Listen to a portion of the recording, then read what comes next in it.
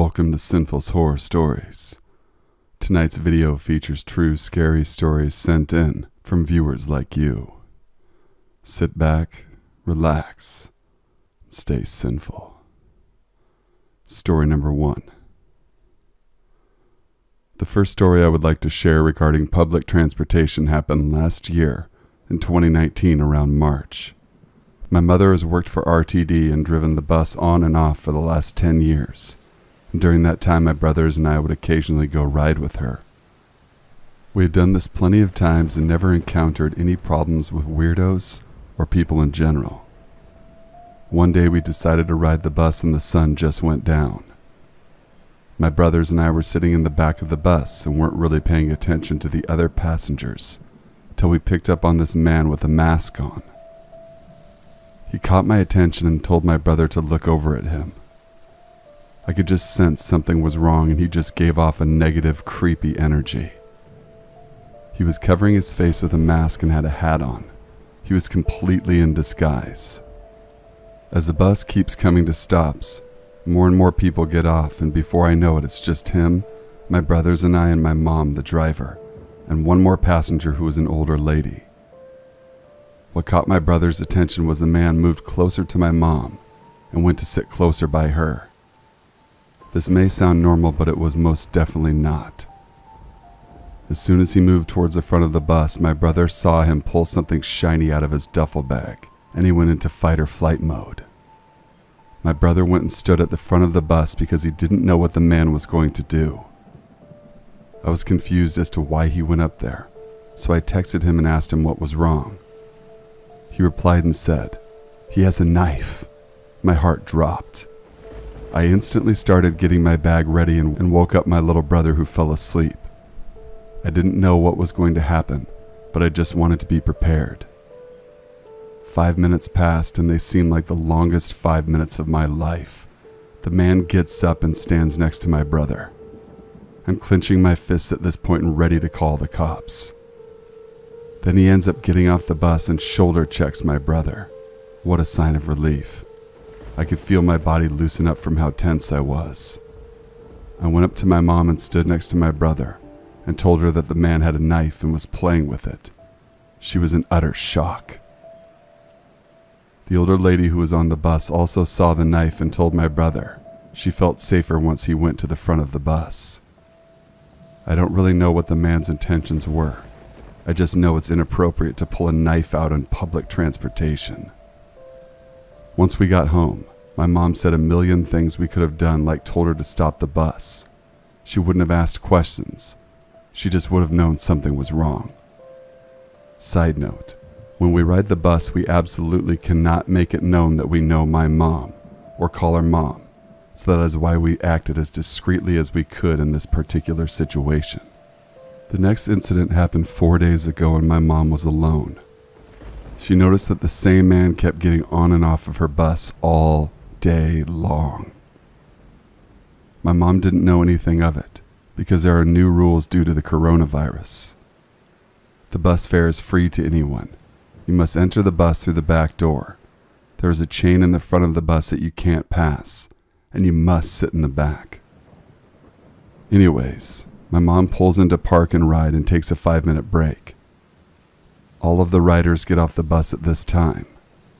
Once she went back on the bus, she noticed the same man was still sitting in the back.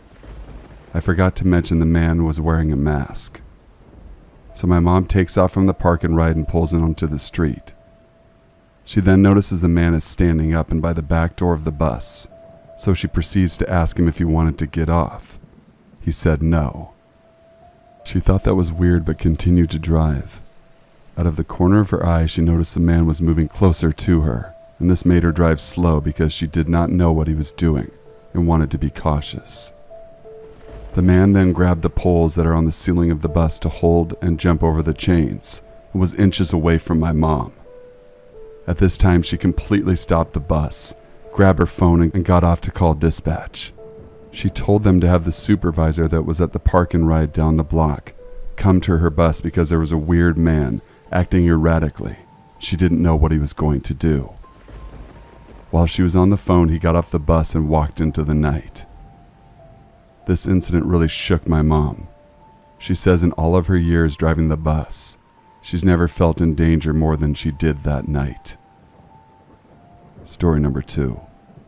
This happened to my younger sister and I not too long ago, and I hope this doesn't ruin the case we have going. There's a park about a 2-minute drive from my house and about a 7-minute walk. We were hanging out at the park having a great time. We noticed a man sitting on the bench just staring at us. It was around 6 p.m. and the park was decently full. I'm disabled, so I just assumed he was giving me a look for that reason.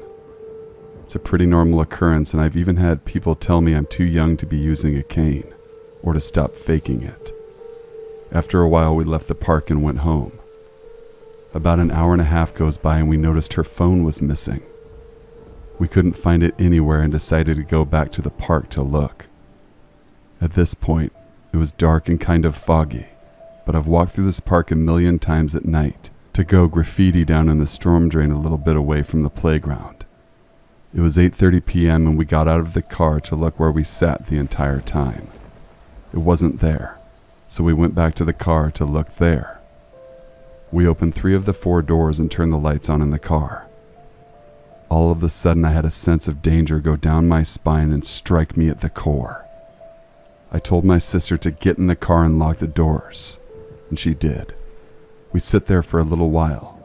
I'm trying to regain my thoughts and figure out exactly why I felt this way. The car fogged up while we were sitting there, and I wiped some fog off of the front windshield in my view from the passenger's side. That's when I saw him. A man all alone in his mid-30s standing by a lamppost, staring directly at us. I watched him intently and he started walking towards the car. We were both scared shitless. She had noticed him too, and all we could do was watch him, horrified. He got about 2 feet from our car and acted like he was going to walk past us. All of a sudden he jumps out and aggressively tries to get into the car, jiggling the handle. I tell my sister to start the car and go. She puts the keys in the ignition and backs out, running over his foot. He pulls something out of his pocket and reaches down to the back tire, swinging what I now think was a knife. We drove home and called the police. They arrived and said he didn't commit a crime and therefore would not investigate. I make a post on Nextdoor to warn parents to not let their children come to the park alone, since the park is in the neighborhood. I had a woman message me privately that he had come to her house selling pest control and asked to enter her home. She sent me a doorbell picture and sure enough, it was the same man. I took note of the company name on the shirt and called them, telling them what happened to see if it was just a misunderstanding. They told me he doesn't work for them, pointed out the logo on his shirt. Although it had the company name, it was a different color and didn't belong to them. I looked through tons more pest control companies in the entire state, found nothing else matching that company name. Story number 3. When I was 15, my mom, older sister, younger brother, myself, and our dog Betty lived in a rural area. To give you an idea of how rural, the local school had a roll of 12 kids from a surrounding 150-kilometer radius. It's a long story how we ended up living out there, and thankfully, we weren't there for long. Not far from us was a turnoff to a long dead-end road into the hills. At the end of the road was a regional base for a notorious gang who held a lot of power in the area. We had been told by locals that they never had any trouble with them because they didn't shit in their own backyard. The night it happened was dark and it was snowing. I had changed for bed with my lights on and curtains open, never imagining that there would be anyone around to see me. I switched off the light, got into bed, and then it started. A deep, slow, raspy breath in. A pause, then a deep, slow, raspy breath out. I froze. Then little tap-tap noises and more breathing. I thought it was coming from my bedroom cupboard and was completely paralyzed with fear. Betty started barking and growling from the lounge room, and at that point I screamed. My mom came running in and I told her about the noises. She told me I was being ridiculous and there was probably a possum outside. They make all kinds of strange noises. She said she would take Betty out and scare it away. 2 things to note before the next part. First, Betty was a very gentle, medium-sized dog who was about as terrifying as her name. She barely barked, and before that night I'd never heard her growl. Second, my mom never swears and normally finds it incredibly offensive. So, I heard her put Betty on the lead and open the back door.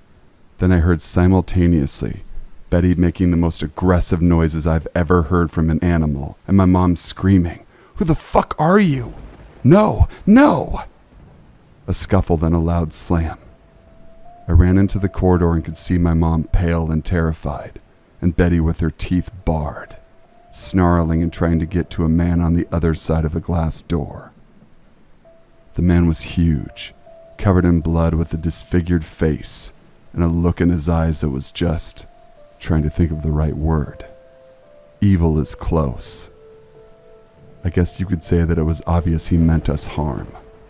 He started lunging against the door, even though Betty was making it pretty damn clear he would have to get through her to get to us. I started screaming to call the police, which was ridiculous given our location. Mom passed Betty's lead to my sister and ran for the phone screaming, "I'm calling Jack! I'm calling Jack!" Jack was the nearest farmer. Suddenly, the man just turned around and ran off. Jack turned up an hour later. He had come across the man who was clearly on some sort of drugs. In retrospect, I'm guessing meth, and had crashed his car in the ditch by the turnoff. Because the guy was apparently affiliated with the gang, and Jack valued his life, he had to help the guy get his car out, send him on his merry way. We moved in with friends the next day and left the area within weeks. There are so many fortunate things about that night. First, Betty for sure saved our lives. Mom is a small lady, and if Betty hadn't reacted the way she did, he would have gotten to our house right away. Second, he didn't keep trying to get in. It was a flimsy door, and I know dog attacks are nothing to sniff at, but the guy was bloody, ginormous, and probably in a drug-induced psychosis. So I don't like to think about what could have happened if he had got in. Third, he either wasn't armed or somehow didn't think to use his weapon. And finally, if he had gone back to his car to get a weapon, Jack and his shotgun would have found him first. Story number 4. I was having lunch with a friend at our favorite restaurant. The restaurant patio shared a border with a walking/bike path. Dogs were welcomed on the patio, so my dog was with us. He was a very friendly dog and loved the attention from the waitstaff and random people walking by. My friend had gone inside, and shortly after I noticed a man standing on the walking path, not looking in my direction, but also not moving. I didn't think much of it. About a minute later, he was doing the same thing, only slightly closer. This went on for 3 to 4 minutes, with him acting like he didn't notice me, but moving closer and closer to where I was sitting. He was about 15 feet away when I got very nervous. Right about that time, my dog started barking like crazy at the man. The man ran off in the direction that he had come from. I thought it was so odd that he kept inching closer to me, and then ran when my dog barked. I have no idea what he had in mind, but the whole thing just really left me feeling uncomfortable. Thank you guys for watching and listening. Please be sure to leave a like, comment, share, and subscribe for future horrific, sinful content. Email all of your true scary stories to thesinfulsavant@gmail.com. I'll leave a link to my email in the description box below as well. And for all of your fun, true, scary facts on Instagram, follow me at Sinful's Horror. I upload daily true, scary facts from missing persons to murders, serial killers, and current world events if you're interested. Until we meet again, stay Sinful.